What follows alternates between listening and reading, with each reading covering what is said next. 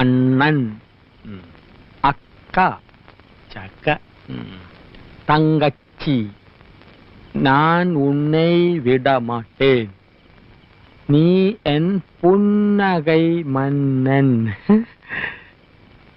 വേലക്കാരിയായിരുന്നാലും നീ എൻ മോഹവല്ലി. വേലക്കാരിയായിരുന്നാലും നീ എൻ മോഹവല്ലി. വേലക്കാരിയായിരുന്നാലും നീ മോഹവല്ലി. വേലക്കാരിയായിരുന്നാലും നീ മോഹവല്ലി.